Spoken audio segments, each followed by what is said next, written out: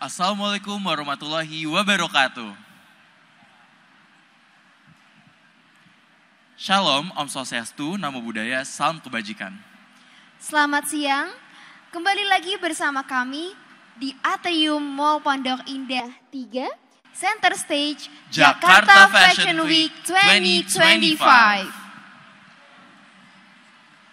Acara ini dipersembahkan oleh FLUI Media, the official fashion and lifestyle media under a distinguished higher vocational education of Universitas Indonesia.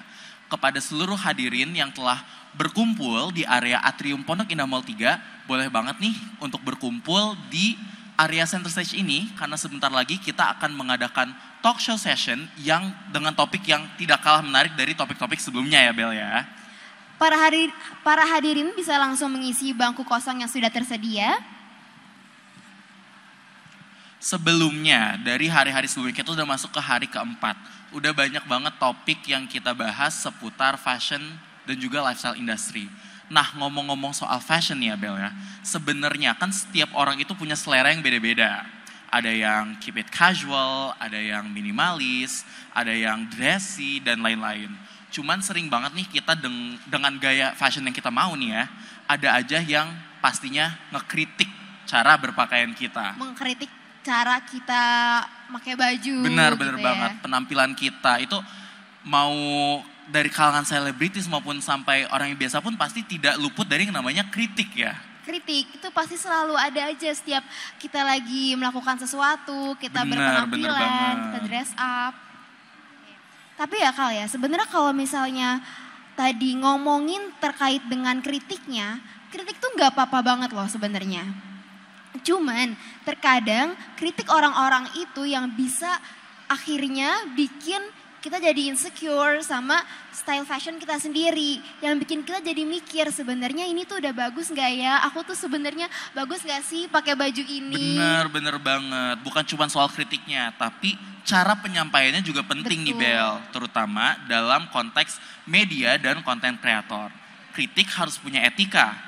Tidak bisa sembarangan, dan karena kita ada di Indonesia nih ya, ada norma kesopanan dan budaya yang harus kita junjung tinggi.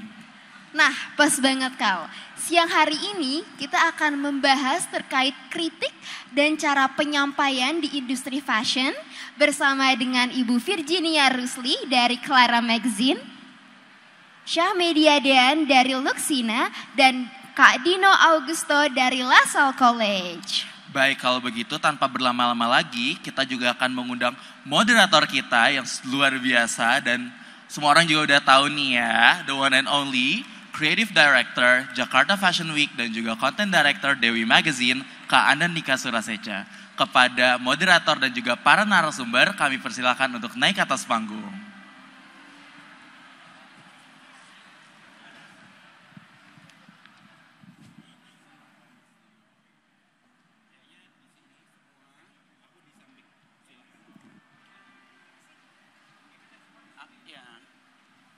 Oh, ini berdasarkan senioritas nggak nih?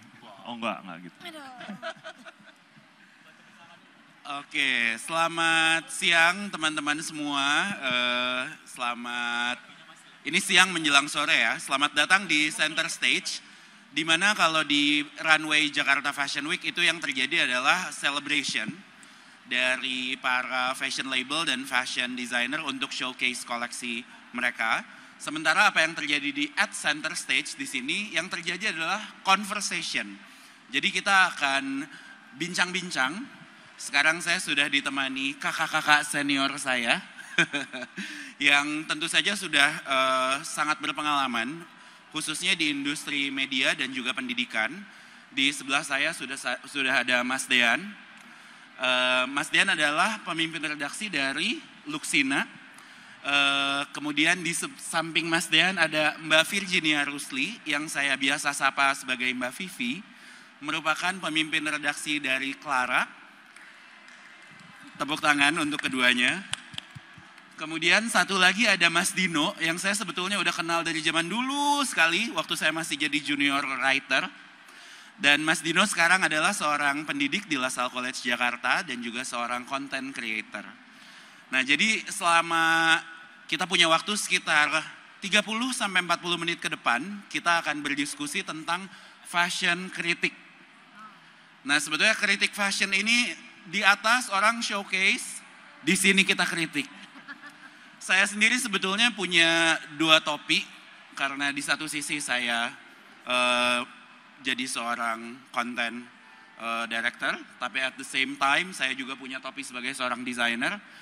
Jadi sebenarnya saya juga tahu kalau kadang buat kita bisa menerima satu kritikan as a label, as a fashion designer, kadang itu seringkali membuat kita, kalau saya ya, merasa tertampar atau tercubit. Nah, tapi memang cara penyampaian kritik mode atau kritik fashion itu juga berbeda-beda. Nah, saya pengen tahu dulu dari ketiga narasumber kita, mungkin kita akan mulai dulu dengan Mas Dean. Bagaimana sih gaya penyampaian kritik fashion yang biasa dilakukan oleh Mas Dean terhadap apa yang kita saksikan di atas runway? Silahkan. Oke, halo semuanya. Apa kabar? Ya, saya tuh mulai kerja sebagai fashion journalist itu dari zaman Pak Harto ya. Jadi itu ada gradasi perbedaan yang berlangsung gitu ya. Di tahun 2000-an itu, 90-an akhir 2000-an itu fashion kritik itu sangat harsh ya, sangat tajam. Itu dimulai dari media-media di Inggris. Makanya desainer Inggris itu canggih-canggih banget karena wartawannya kayak setan. Benar-benar menghajar gitu. Makanya desainernya melawan dengan membuat karya-karya yang makin jadi. Nah, itu masa-masa itu. Nah, di era digital itu berubah.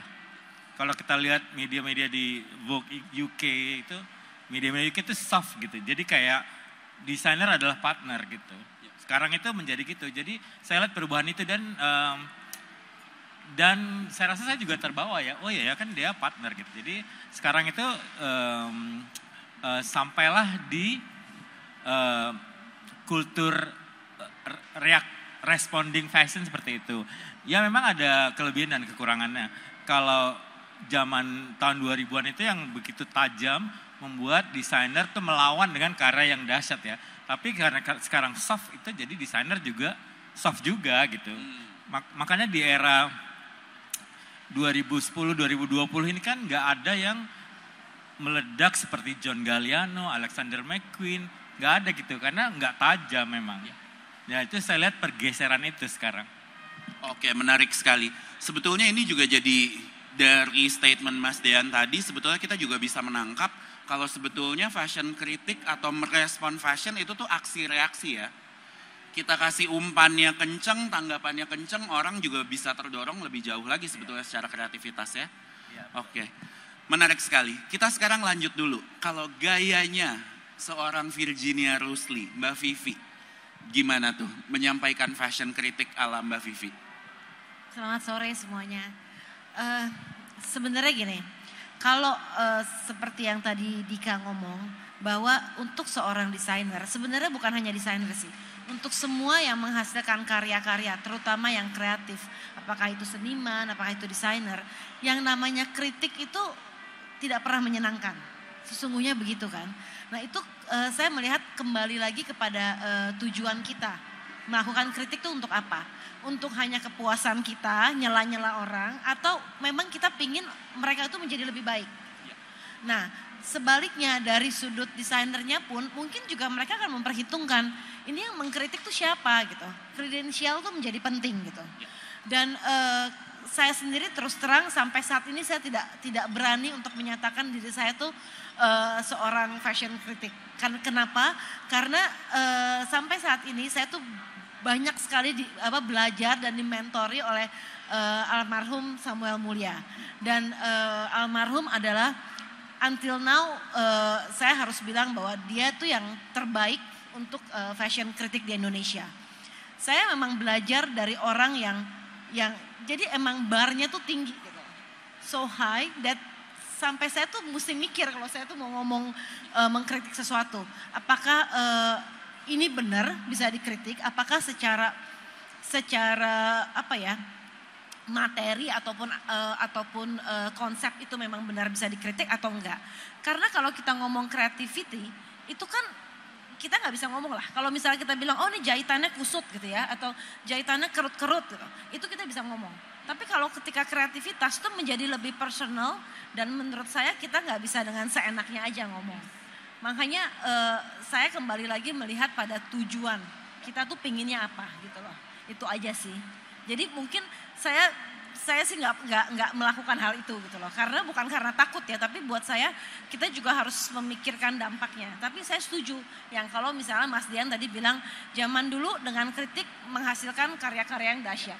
Tapi kalau zaman sekarang mungkin juga kritik itu bukan menghasilkan yang dahsyat, malah menghasilkan pembelaan diri yang berakibat kepada peperangan yang nggak perlu gitu loh. Gitu. Ya itu aja. Oke, thank you Mbak Vivi. Menarik sekali ya, jadi sebenarnya kalau ngebahas kualitas itu kan nyata ya. Tapi kalau kreativitasnya sendiri sebetulnya itu jadi satu spektrum ya. Yang kita juga untuk bisa memberikan penilaian atau kita merespon tersebut memang dibutuhkan kedalaman dan wawasan yang luas juga ya. Oke, selanjutnya adalah kita lanjut ke Mas Dino. Yang paling sering saya lihat di FYP. Mas Dino ini menurut aku seru sekali karena bagi saya pribadi cukup membawa penyegaran. Aku setuju sama tadi apa yang disampaikan Mas Dean. Dulu tuh kita punya kecenderungan untuk sesuatu tuh kalau ada kritik lebih tajam, lebih keras. Saya juga cukup aware kalau sekarang tuh kita sempat ada di fase yang kayak lebih halus gitu ya. Sementara Mas Dino muncul dengan satu gebrakan yang gayanya juga sangat digital, strateginya juga udah baru banget. Sebenarnya apa sih Mas Dino yang tujuan Mas Dino dengan semua konten-kontennya yang memang mulai tajam lagi nih gitu. Oke, selamat siang. Di sini semua senior, bahkan semuanya the people that I look up to ada di sini semua bahkan. Mungkin era baru kali ya. Jadi selama hampir 10 tahun aku ada di bidang education dan specifically ada di fashion business dan juga fashion production. Juga sama Mas Dean. Mas Dean dulu sudah menjadi penulis zaman Pak Harto. Saya udah dilariin waktu 98 rusuh-rusuh. Jadi sebenarnya kita udah mengalami era banyak juga pergerakan media. Media yang tadinya tajam kemudian menjadi soft, kemudian menjadi undang-undang karet dengan UU ITE sehingga penulis pun juga takut gitu kan, dan asosiasi pun juga semakin takut untuk menulis yang berat gitu. Nah sebenarnya dasar atau mungkin baseline yang saya sampaikan selalu dasarnya adalah kalau tadi Mbak Vivi bilang bahwa harus mendasar nih. Mas Samuel Mulia juga selalu punya dasar gitu. Sedangkan dasarnya apa? Apakah membangun ataukah memang benar-benar menjatuhkan gitu. Sedangkan yang kami bawa atau saya bawa pribadi adalah dasarnya pendidikan. Sehingga pendidikan itu menjadi integritas. Integritas ilmu itu tidak bisa dipatahkan. Dalam arti yang saya bahas ataupun yang saya kritik akan selalu berdasar pada teori dasar dari baik media ataupun delivering ataupun fashion itu sendiri. Jadi pembahasan tentang kritik tersebut nggak akan menyentuh ke area atau ranah-ranah yang bisa kena ke UU ITE juga gitu. Jadi karena mungkin butuh jam terbang juga ya, butuh senioritas juga dan belajar sama para senior untuk bisa tahu bahwa apa yang keluar dari mulut itu memang harus mendidik, bukan menjatuhkan persona gitu. Nah itu sih sebenarnya yang sekarang mungkin harus bisa dibedakan. Kadang-kadang orang Indonesia menggunakan hatinya terlalu apa ya, langsung masuk ke hati gitu. Sedangkan kita lagi nggak bahas, kita sedang bahas jahitan tertentu, ketemu tekstil tertentu pasti akan keriting. Nah itu kan sebenarnya ilmu ya. Ilmu yang mendasar yang diakui di Indonesia ataupun di Amerika ataupun di Skandinavia misalnya. Nah dasar tersebut yang kita angkat bahwa ini loh kesalahanmu ada di sini, itu dasarnya adalah ilmu. Sehingga publik juga bisa saling belajar. Sehingga publik juga bisa tahu, oh yang mana sih yang polyester, yang mana yang denim dari China, yang mana yang asli Indonesia. Nah itu semua sebenarnya aku bisa bilang bahwa aku juga nggak berani untuk kritik tajam kemudian menusuk, tetapi yang harus dipaparkan adalah kebenaran integritas ilmu. Jadi mungkin itu sih, mungkin gayanya juga harus belajar dari banyak banget saya belajar juga, sering hapus konten juga sering karena itu dia. Teman-teman jurnalis dan senior-senior bilang kalau yang ini udah terlalu berbahaya, kalau ini boleh dinaikin. Jadi itu juga masih dalam tahap proses mengakomodir era generasi yang baru sih. Oke, ini sangat menarik menurut saya. Jadi koridornya juga pilar-pilar edukasi ya sebetulnya Mas Dino ya. Betul. Aku tadi cukup kayak cing gitu, ada aha moment juga. Waktu Mas Dino ngebahas tentang yang ada hal-hal yang kayak kalau kualitas ya itu emang udah absolut gitu. Karena ya bener kayak Mbak Vivi bilang tadi juga kan, kalau itu semua orang juga bisa lihat gitu loh. Ini menarik banget sih. Tadi aku mau menghubungkan sama statement Mas Dean di awal. Sebenarnya kadang kita tahu ya kalau kita sebagai jurnalis, kita sebagai pendidik dalam hal ini kalau buat Mas Dino, kita kan sebetulnya memang ada simbiosis ya di situ. Dan ada bisnis sebenarnya.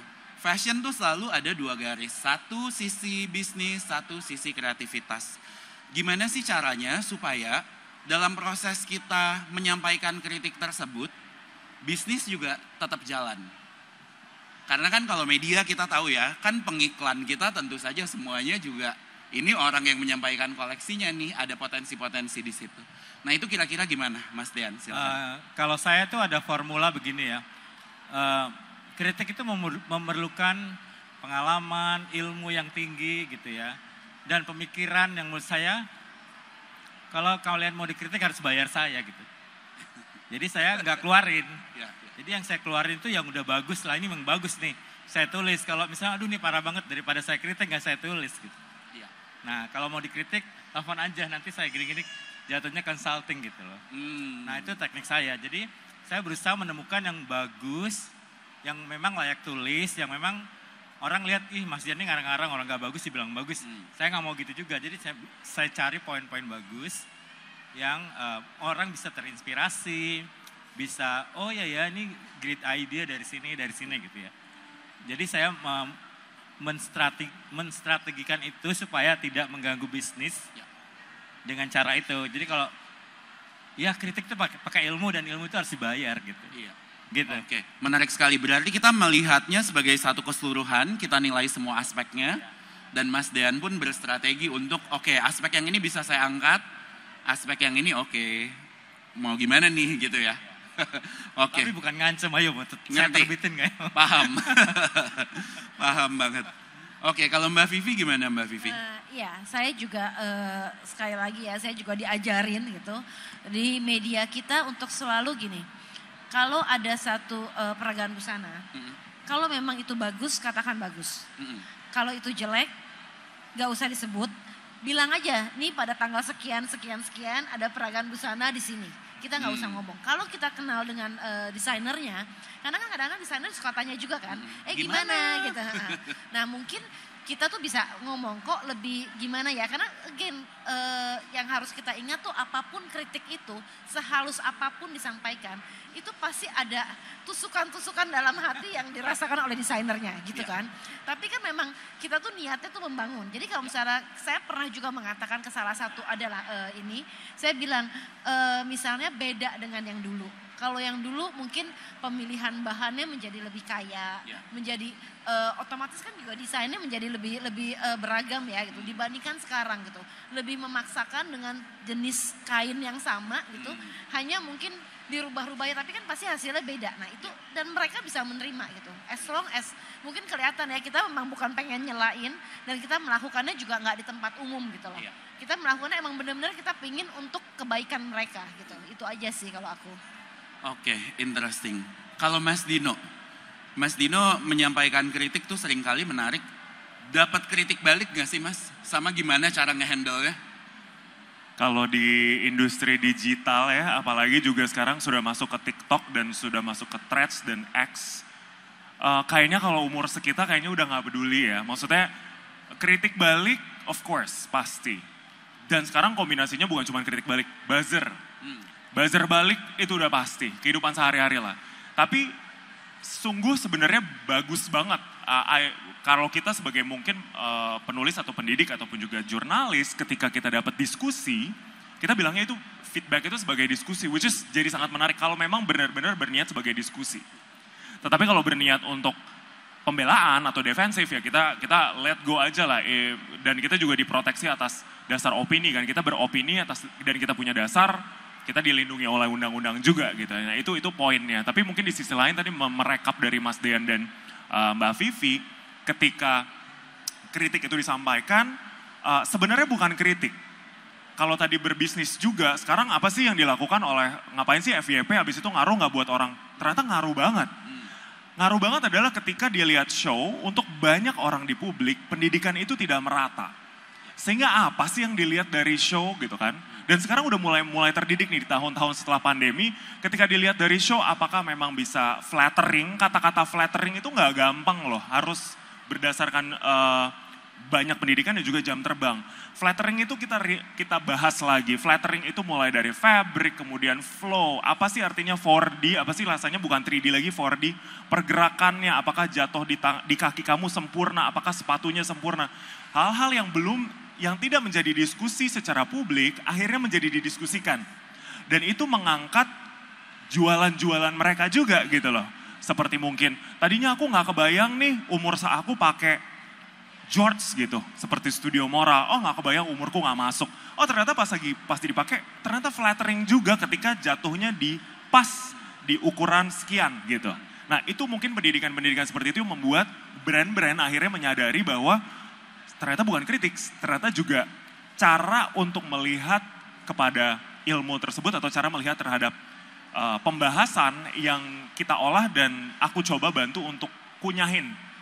Orang Indonesia kan juga, maaf ya, agak darurat membaca, darurat dengerin sampai akhir. Kalau kadang-kadang video tuh 3 menit yang didengerin cuma 20 detik, jadi kesannya langsung benci sama aku gitu. Padahal di menit-menit terakhir itu justru adalah input. Nah, dikunyah kemudian disuapin, itu menjadi industri, aku lihat di atas juga pas lagi show, jadi lebih mengerti. Pembahasannya jadi lebih mendalam, itu sebenarnya goal besarnya sih. Untuk mendukung para desainer dan untuk mendukung jurnalistik kita mulai lebih spesifik lagi dan lebih niche karena kita punya banyak subculture. Thank you Mas Dino. Bener, menurut aku banyak yang bisa di-highlight dari statement Mas Dino. Karena kalau dari saya pribadi jujur, pertama kali lihat Mas Dino, saya tuh gak nyaman. Saya tuh kayak, wah gila gue merasa terancam nih, gila gue deg-degan banget gitu loh.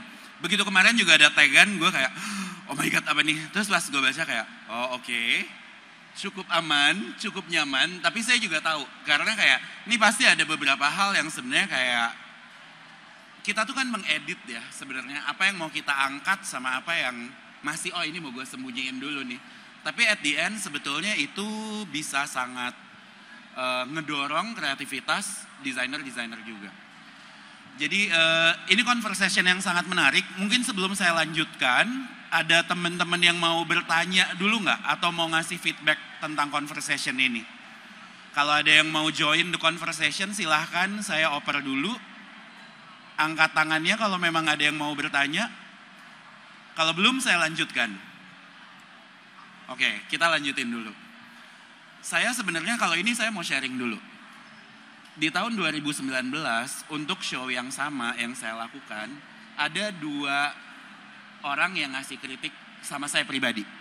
Salah satunya Mas Dean, satu lagi adalah teman dekat saya. Bedanya, di Mas Dean, liputan saya bagus. Jadi yang ditulis benar, memang yang bagusnya aja, tapi kritiknya Mas Dean WhatsApp saya. Dika, bagian ini, nggak oke. Tapi yang ini bagus. Oke, saya nangkep. Yang satu lagi, Dika, saya tahu kamu teman saya, tapi review gue jelek buat lo. Jadi beda.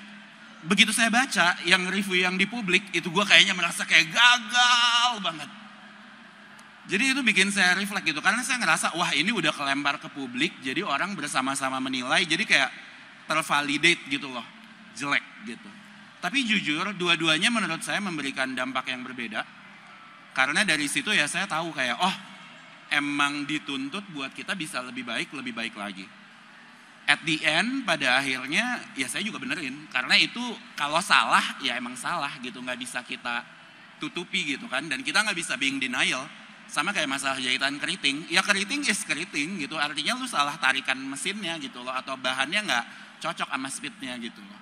Mungkin itu sedikit kalau dari saya pribadi yang kayak pengalaman gimana sih cara kita nanggepin kritik gitu. Nah, tapi selain itu, kalau menurut Mas Dean dulu, sebetulnya bagaimana sih buat kita juga bisa secara bisnis itu tuh jalan bareng sama kreatifnya maju, kritik juga kayak tetap jalan, atau sesuatu yang kayak emang aduh ini mesti diangkat nih gitu karena buat jadi bahan pemikiran bersama gitu. Itu caranya kalau Mas Dian gimana? Buat desainernya, menurut saya harus mengumpulkan banyak respon publik dari tipe saya, tipe Dino, tipe Mbak Vivi, harus dikumpulin. Jadi jangan satu reaksi gitu, jangan satu respon karena semuanya itu memperkaya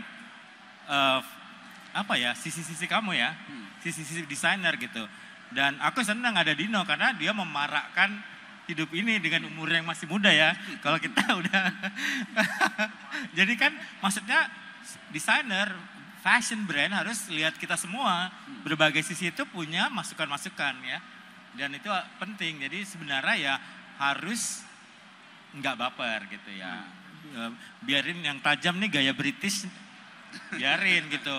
Jadi orang melek matanya gitu. Terus mungkin ada sisi lain, sisi kami berdua yang dijadikan masukan juga gitu. Pernah nggak sih Mas Dean ada kritik paling tajam yang memang Mas Dean tuh merasa kayak oke, ini gue harus kritik banget nih gitu? Saya sering menemukan hal ini, gue kritik abis dan akhirnya saya tidak naikkan beritanya. Oke. Karena ngapain diberitakan ya, udah nggak bagus kok.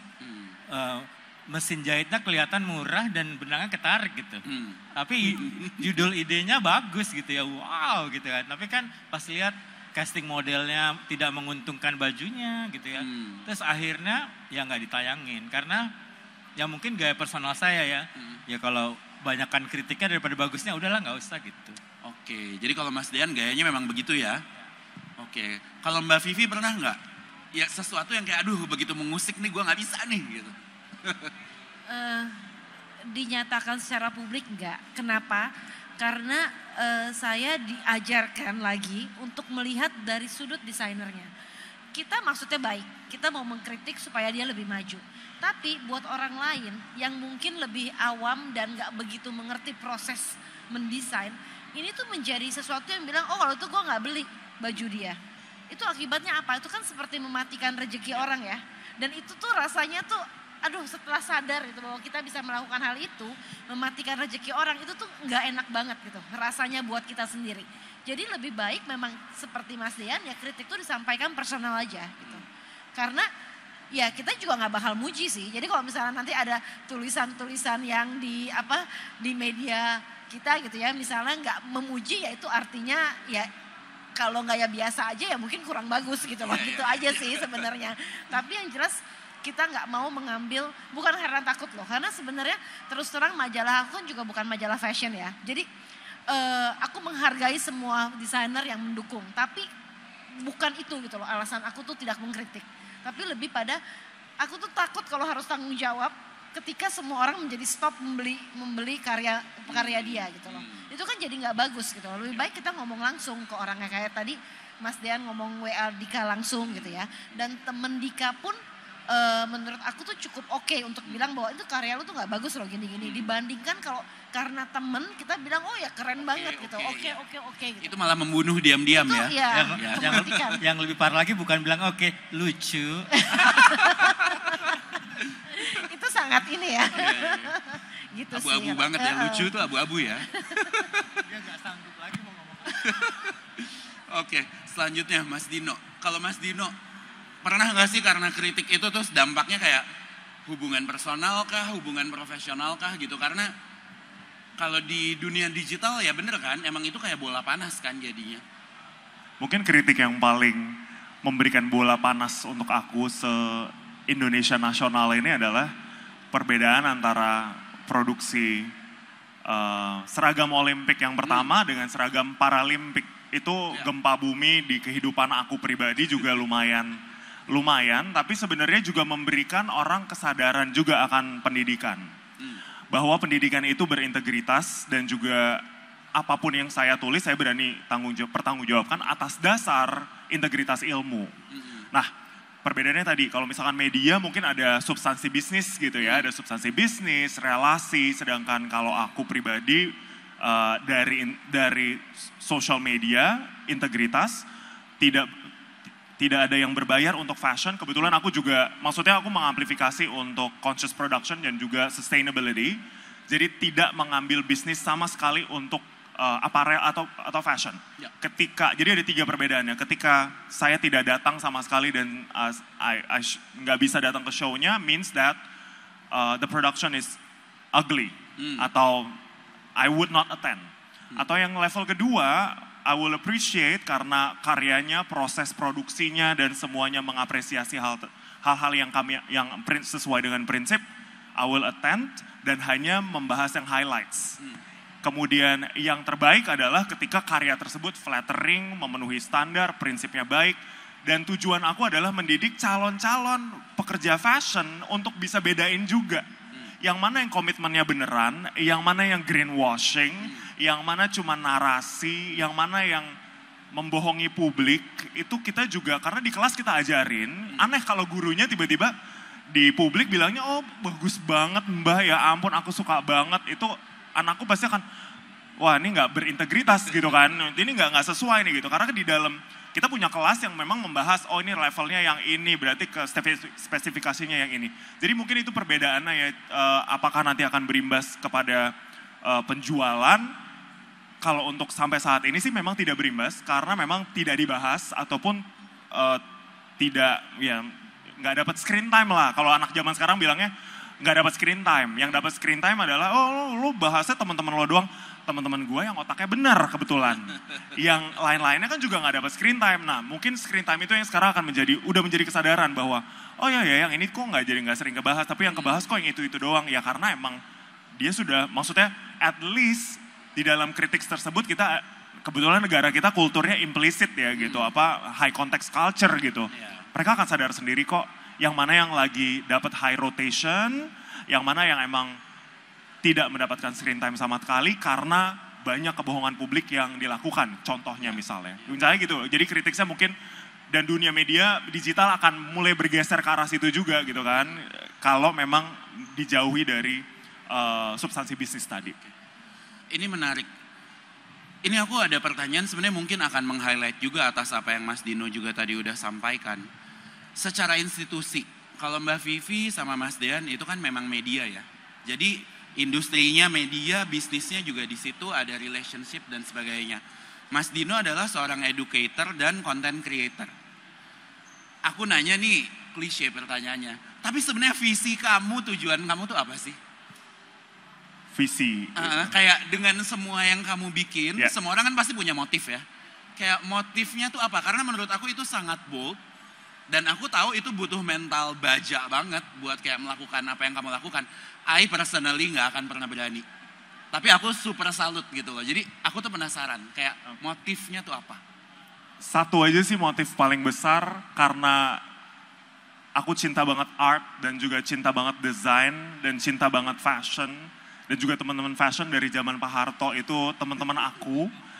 Kalau secara publik kelihatannya aku sama Mas Dean kayaknya berantem gitu ya. Tapi itu justru berantem itu kita gunain loh. Di balik layar kita tetap ngebanyol gitu. Satu tujuannya adalah setting this industry to the next level. Karena kalau nggak ada, gini, di DPR aja harus ada oposisi untuk bisa setting the bar even higher. Adik-adikku adalah musisi. Musisi pun juga struggle untuk naikin barnya itu tuh lama banget dari industri yang tadinya 90-an menjadi industri 2020-an gitu. Nah, tujuan besar aku hanya di situ, menjadi gatekeeper karena kamilah yang memproduksi putra-putri calon desainer, putra-putri calon businesswoman, businessman dari sekolah kami ataupun dari sekolah-sekolah lain menjadi panutan gatekeeper. Kalau kamu mau masuk industri ini harus levelnya di sini. At least kamu harus di sini. Kalau kamu mau masuk Fashion Week, kamu harus tahu apa yang mau kamu lihat. Just simply starting from education. It's not educating only the people, but also educating the public and educating that the network, saya nggak bawa bola api loh ke teman-teman desainer. I would love to make a friend. Ya rata-rata juga udah jadi teman, dan dari teman tersebut pun juga akan menyadari, oh ternyata dia nggak gila ya. Ternyata dia tuh di situ karakter gitu, maksudnya karakter bahwa oposisi yang sebenarnya make sense. Ya. Karena kalau nggak gitu akan guling-gulingan aja dengan produksi-produksi katun Cina keriting di Indonesia. Itu harus sudah polyester dan Cina produksi yang menghancurkan produksi UMKM kita harus mati dulu biar UMKM kita naik gitu loh. Karena pergerakan kita adalah harus naikin UMKM, gimana caranya? Jalurnya cuma satu, edukasi. Itu sih, at least moral kalau bisa gantiin yang size-nya 200-300 square meter di Pondok Indah Mall. Maunya kan gitu kan. Amin gitu loh. ya, amin. Goalnya gitu. Dan menggerakkan rata-rata juga menggunakan kain produksi yang conscious, menggunakan asli Indonesia, mengembangkan juga pekerja-pekerja Indonesia. Datangnya dari mana? Cuma satu, gate pertamanya pendidikan. Sehingga itu nggak bisa diganggu. Dan integritas itu yang tetap aku pegang, ya mudah-mudahan akan jadi berkah lah untuk both for the designers and also for the industry itself. Yes.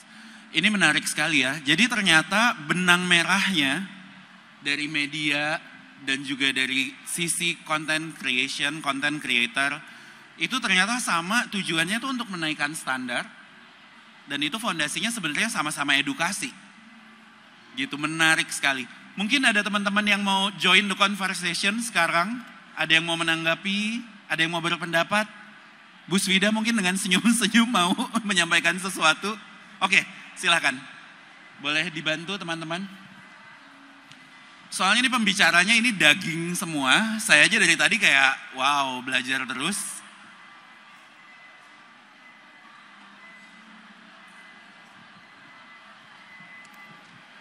Halo Mas dan Mbak-mbak di depan.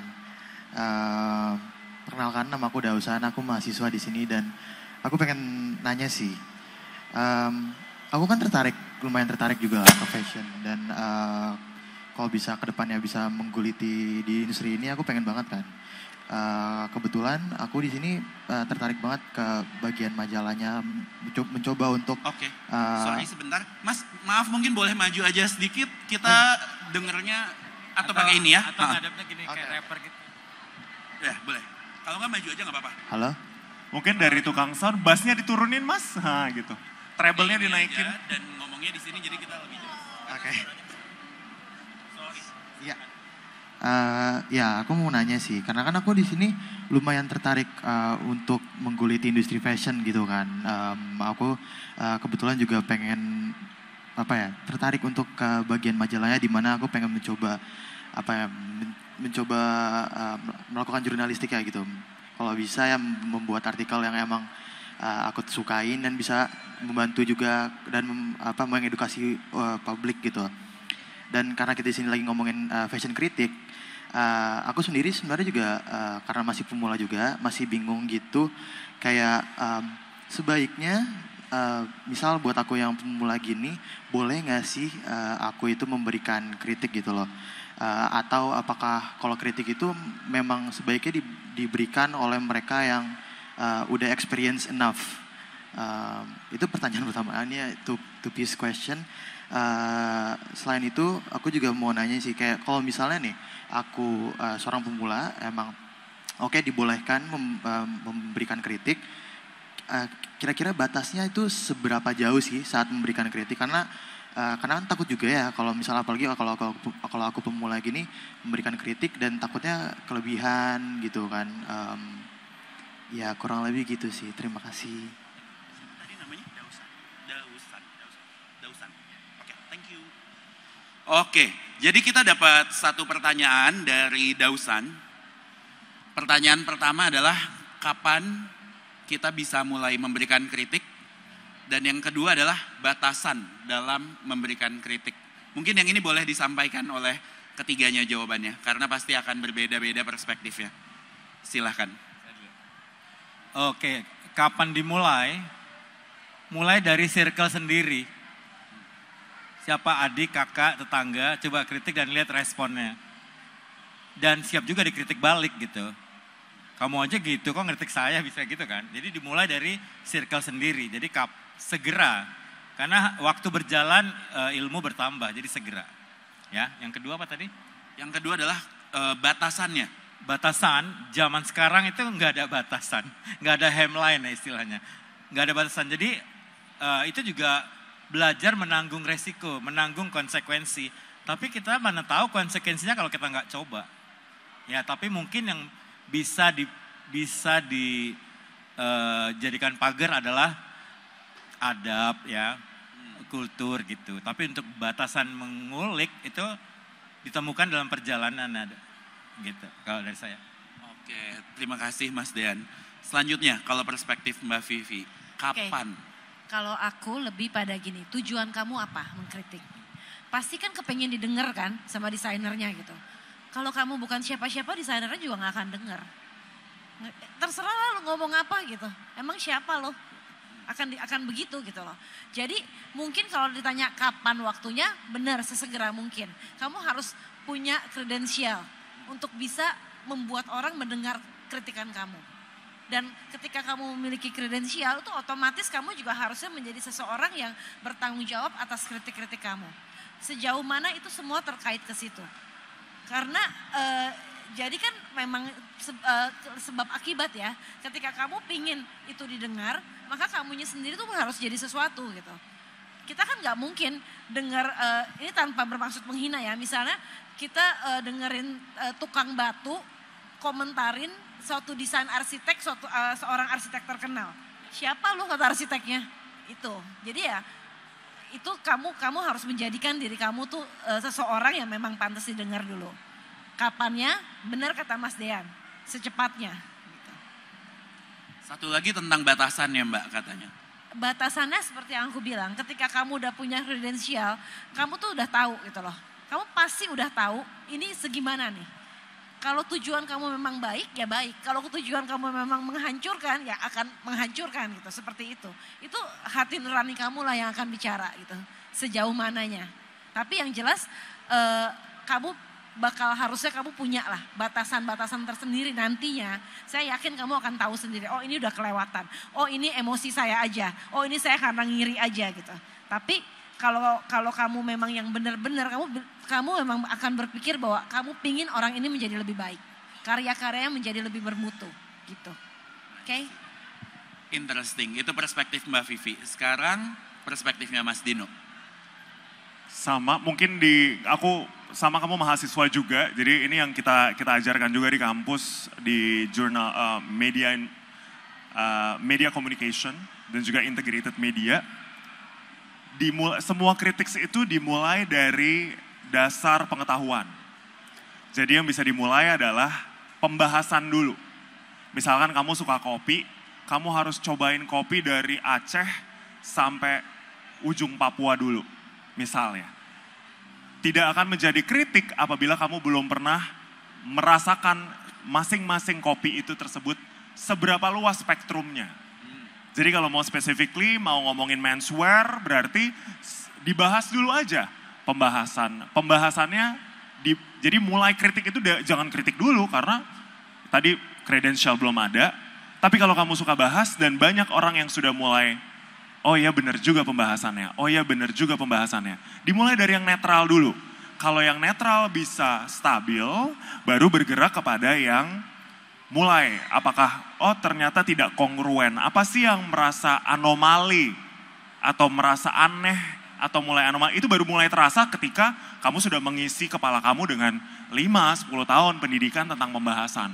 Jadi kadang-kadang memang orang juga akan memberikan kritik, selalu ingat aja kata-katanya, tong kosong nyaring bunyinya, dan padi semakin berisi akan merunduk.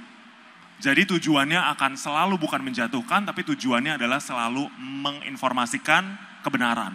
Nah, kalau yang di kepala kamu isinya adalah kebenaran, baru kebenaran itu harus punya dasar pengetahuan yang spektrumnya luas gitu. Jadi mungkin itu sih mungkin ya, kalau batasan-batasan tadi aku pikir kayaknya batasannya adalah ya itu, tong kosong nyaring bunyinya, padi semakin banyak isinya semakin merunduk. Jadi tujuannya bukan menjatuhkan, itu aja sih. Oke, terima kasih. Tepuk tangan untuk para pembicara kita. Ini diskusi seru sekali. Ada lagi yang mau bertanya, mau join the conversation, silahkan.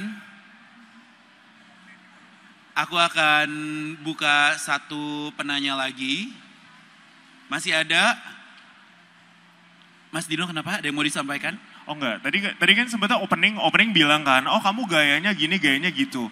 Satu integritas jurnalistik dan integritas ilmu juga kita, kalau aku ya, maksudnya dari sini, pembahasannya nggak pernah tentang, pembahasannya bukan tentang personal, bukan tentang jiwa manusia tersebut. Betul. Gitu. Jadi pembahasannya akan selalu tentang dasar pengetahuan dan juga yang memang dilihat secara publik apa sih yang ingin menambahkan pengetahuan kepada publik, apalagi kalau media harus mengamplifikasikan berita. Ya.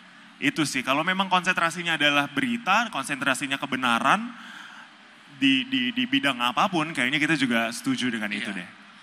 Pada dasarnya berarti yang dinilai itu selalu yang sifatnya terukur ya. Yang memang bisa diukur yang kita nilai, yang kita kritik. Seharusnya gitu. begitu. Kalau masalah taste kan mungkin kita apresiasi aja gitu. Kalau memang kita terbuai gitu, kita terbawa dengan apa yang dihadirkan ya. Karena itu sulit ya. Kalau misalnya sekarang kita lihat suatu karya aja, kita lihat yang satu bilang bagus, yang satu bilang nggak bagus. Iya kan? Tapi kalau namanya polanya, yang namanya jahitannya, itu kan udah nggak bisa diapa-apain gitu loh. Kalau emang kerut ya kerut. Betul. Kalau memang salah potongannya polanya, salah. potongannya salah ya salah gitu loh.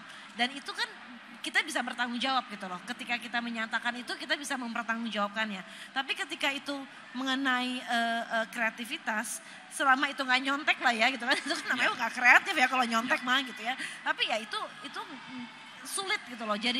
Jadi akhirnya nanti akan menjadi terlalu personal kalau aku bilang. Dan itu menjadi makin ngaco kalau misalnya jadi terlalu personal gitu kan. Lama-lama jadi kemana-mana gitu, makin kesini makin kesana gitu kan. Nah itu sih kalau aku bilang. Oke, Mas Dean. Kalau saya makanya, kalau dilihat yang saya tulis itu aja orangnya. Jadi dari 100% fashion designer Indonesia, mungkin cuma 20% yang kesentuh saya. Yang lainnya saya tobat dulu ya, nanti mungkin one day dia naik. Tapi jadi ya kalau akhirnya, nonton di atas, kalau ada Mas Dean berarti itu signifikan gitu ya Mas ya? Tapi itu mungkin. by nature loh, bukan by nature. Aduh nggak sanggup. Tapi memang yang itu aja. Karena mereka udah lolos jahitan, udah lolos proporsi, siluet, bahan ini untuk ditaklukkan seperti ini udah bisa gitu. Terus storytellingnya semuanya ada dan itu cuma dikit. Makanya mungkin kalau mampir ke web saya, ya itu lagi. Karena memang ya itu yang saya jadikan percontohan ke semua pemain fashion ini udah sampai di sini gitu. Karena kalau nggak banyak banget capek loh. Jadi di editorialnya Mas Dean juga sebetulnya itu udah terkurasi dengan sendirinya ya. Karena itu yang bisa dijadikan studi sebetulnya. Kadang-kadang saya menyampaikan pujian ini supaya yang lain lihat nih dia aja bisa loh kayak gini. Dia cuttingnya gini supaya yang kan lain baca. Jadi oh ya benernya seperti ini gitu. Sebenarnya dengan teman-teman media ini kita bisa melihat loh yang mana yang rising star. Ada elemen bintangnya dari para desainer baru nih, karena di atas kan juga banyak yang baru ya. Maksudnya banyak yang baru ada di runway tersebut gitu.